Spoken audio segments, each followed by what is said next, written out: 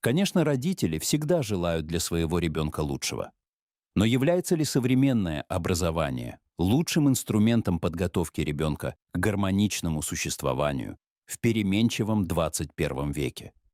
Тому ли и так ли мы обучаем наших детей? Готовы ли мы к образовательной революции, которая неотвратимо приближается?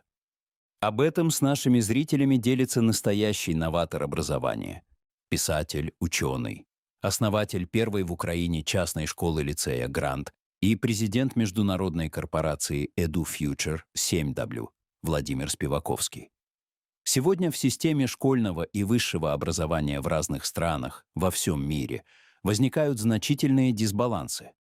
В первую очередь потому, что на самом деле она, к сожалению, до сих пор не является системой. В ней царит полный хаос и отсутствует системное понимание. Чему детей надо учить, как учить, где учить, сколько тратить, у кого учиться. И главное, зачем вообще учиться. Это то же самое, что на фабрике производить продукцию и не иметь ответа на такие основные вопросы. Кому и зачем нужна ее продукция? Основной дисбаланс в том, что образование предназначено для подготовки кадров для экономики и различных индустрий, которые уже находятся на уровне 5,0, тогда как уровень отрасли образования до сих пор 2,0. Такое образование не способно выполнять свою главную функцию. Образование осталось единственной отраслью, которая не слышала слов маркетинг и калькуляция. Она игнорирует требования прогрессивного кадрового рынка, не зная, кого и сколько нужно, считая, что рынок как-то сам отрегулирует. Однако в реальности такой рыночной регуляции не происходит. Поэтому система образования, плохо заботящаяся о соотношении затраты-результаты, влачит жалкое существование по остаточному принципу. Решить эти проблемы легко, внедрив прогрессивную модель системы образования. Она состоит из 48 базовых элементов, которые хорошо известны. Если все сделано как надо и все элементы оптимально связаны между собой, то они работают на нужный результат — достижение уровня 5,0. Никаких ограничений для построения эффективной образовательной модели нет. Нужно лишь сформулировать цели, структурировать алгоритм, выбрать пилотный проект и затем масштабировать его. Когда был сделан такой проект на Киевщине, то обнаружился неожиданный KPI его успешности. И это не количество медалистов, олимпиадников или учителей высшей категории. Именно сейчас в Украине время внедрять в образовании крутые реформы, которые повлияют и на ментальность, и на экономику, и на прогресс страны, и на ее новую роль в мире. Если обобщить мировые образовательные тренды, то можно констатировать, что происходит переход от обучения знаниям к обучению пониманию. Потому что навыки мышления важнее простого приобретения информации, даже очень ценной и качественно структурированной. Цивилизованный мир движется в направлении перехода от предметных уроков к интегрированным кейс-урокам. От процессов обучения к результатам. От простого мышления к сочетанию естественного и искусственного интеллекта. От изучения скучных параграфов к освоению и практическому использованию полезной познавательной информации. Возможно, для многих людей это прозвучит как угроза. Но переход от учителей людей к учителям-роботам — это уже не такое далекое наше будущее. Очень жаль, что Украина за этими трендами плохо поспевает. Но такое положение дел существует не только в нашей стране. Серьезные инновации в школьное образование всюду проникают очень медленно, с большим трудом. Поэтому школьникам во всем мире преимущественно транслируют архаичное мышление, устаревшие знания и призрачное будущее. Их учат тому, чего в реальности больше не существует, а новым профессиям и навыкам, которые отвечают новым запросам, наоборот, не учат.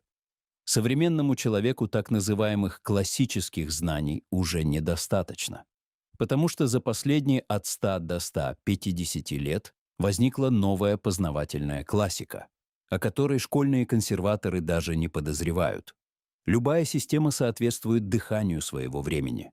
Это можно сказать обо всех системах — транспорта, питания, музыки, медицины.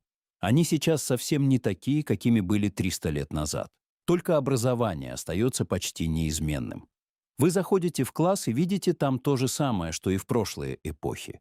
Мел, доска, тряпка, парты, параграфы, дневники, уроки по 45 минут, набор предметов из XVIII века и одну учительницу на класс.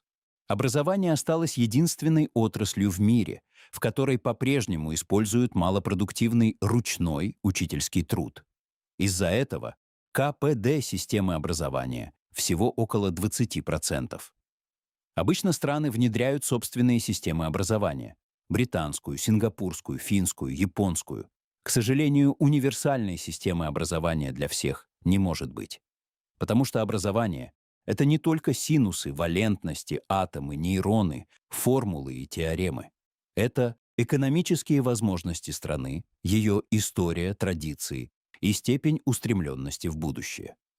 В нашей стране со всем этим есть определенные проблемы. Когда-то лучшей системой образования по критериям ПИСА признали финскую. И тысячи делегаций педагогов со всего мира устремились туда перенимать их опыт и очень старались применить его в своих странах. Но сделать это никому не удалось.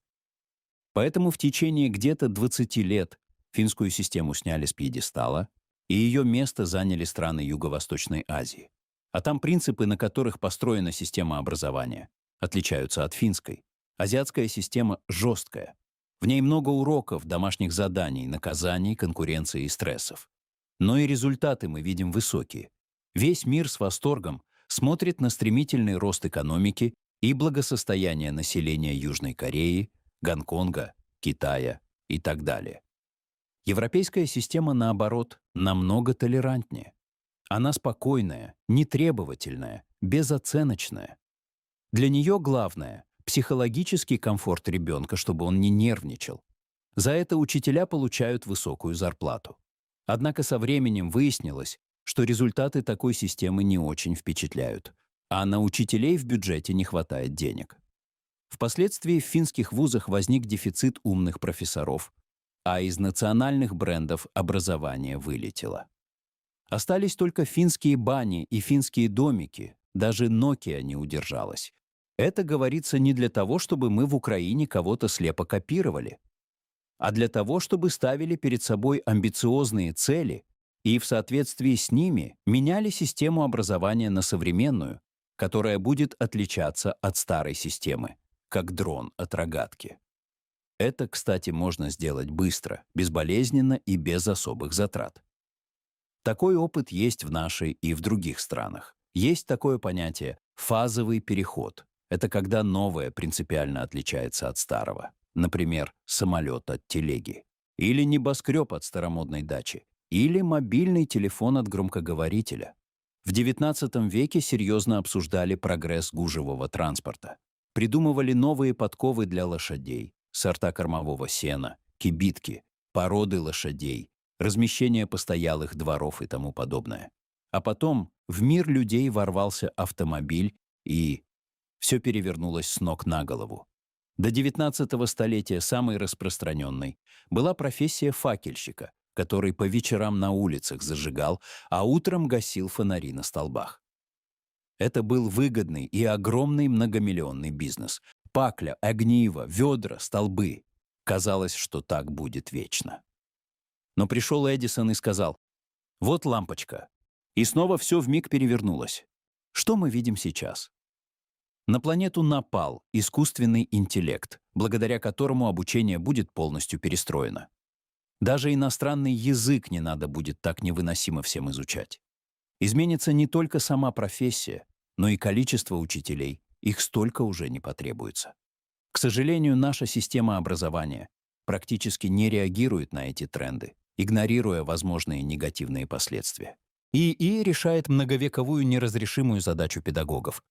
Как научить ребенка учиться? Учителя с этим не справились. Теперь учебный материал ИИ выдает гораздо быстрее учителей и в нужном формате. К тому же дети начали мыслить иначе. Им раньше говорили: «Думай». Бедный ребенок со слезами на глазах вообще не понимал, что ему приказывают.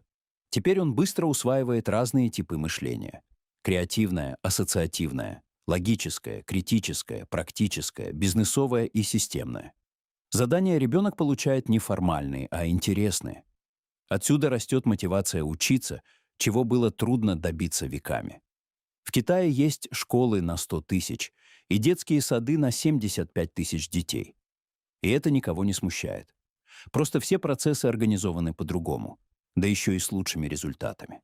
Просто большинство ответственности за знания и поведение переносится с учителя на ученика. А это уже половина мотивации. Вторая половина достигается разумно совершенными учебными материалами, которые легко укладываются в голове и проверяются практическими кейсами. КПД такой системы образования возрастает с 20% до 50-60%. Есть 7 основных стейкхолдеров, которые заинтересованы в прекрасно обученных кадрах. Государство, семья, бизнес, вуз, наука, непосредственно ученик, общество. Если школы превратятся в полноценных исполнителей заказов стейкхолдеров, будут соблюдены все необходимые балансы и по контенту обучения, и по достаточности финансирования. Конечно, технологии – дело изобретателей. Microsoft, Cadillac и контактные линзы придумали не правительство. Но как только масштабирование продукта достигает примерно 10%, к нему могут подключаться государственные органы, поддерживая инновации конференциями, влиянием и законами. Образование не находится в безвоздушном пространстве. Школьники и студенты должны видеть перспективы страны и видеть себя в этих перспективах. Посмотрите на то, как сформулированы цели образовательных реформ в США, Сингапуре, Польше, ОАЭ. Это совсем не хорошие показатели в ИНЕО, польза от которых для детей и страны не очень понятна. Целями должны быть более высокий уровень жизни, приближение образования к самым высоким мировым стандартам, привлечение инвестиций и мозгов в страну. Чтобы их достичь, в той же Америке массово привлекали директоров школ и учителей для внедрения инноваций. Относительно Украины у меня есть такое наблюдение. Когда врачи едут на международные конференции за перениманием опыта, то, возвращаясь, они внедряют новые технологии. Становится больше хорошо оборудованных клиник и совершенных лекарств. Но после возвращения с международных конференций учителей ничего не происходит. Как учили, так и продолжают учить. Даже элитное образование здесь ничего не гарантирует, ведь заведения у нас элитные, потому что не всем доступны, а не потому, что там растят лидеров. У нас существует 25 типов разных школ, на любой вкус и кошелек, и это хорошо. Плохо другое. Из социальных лифтов у нас работают почти только карьерно-политические. Потенциально любой может попасть на вершину карьерной пирамиды. Правда, сейчас в мире меняется взгляд на такие лифты. Предпочтение отдается профессиональным лифтам, потому что либеральные дилетанты в руководствах стран и компаний все больше погружают мир в хаос. Вообще напрашивается такой вывод. Нынешняя система образования привела нас к такому миру, в котором жить дискомфортно и опасно. Поэтому, наверное, есть смысл полностью изменить образовательные базовые установки. Во-первых, надо ориентировать обучение не только на талантливых детей, но и благодаря новым технологиям помочь миллионам детей качественно работать с учебным материалом. Во-вторых, учитывать молниеносные изменения на рынке труда. В-третьих, совершенствовать технологии онлайн-обучения, которые стремительно совершенствуются. В-четвертых, познавательный контент должен учитывать изменения глобального мира. Все, что происходит с искусственным интеллектом, цифровизацией, обработкой информации, природными ресурсами, милитари-тенденциями, социальными сетями, межличностными отношениями и тому подобное. Все понимают, что дальше жить в таком абсурде невозможно.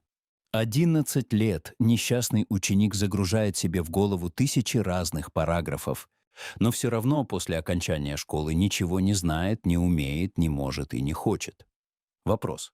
Куда потрачены миллиарды денег и что с этим делать? Ответ есть. То же, что и в смежных отраслях, где вместо телеги появился самолет, а вместо пакли — лампочка. Нужно сделать так, чтобы КПД образования начал интенсивно повышаться. Если вам понравился наш рассказ, Ставьте лайк и подписывайтесь на канал, чтобы не пропустить новые захватывающие истории. Пишите свое мнение в комментариях и обязательно нажмите на колокольчик, чтобы первыми узнавать о выходе наших видео. Спасибо за просмотр и до встречи в новых выпусках.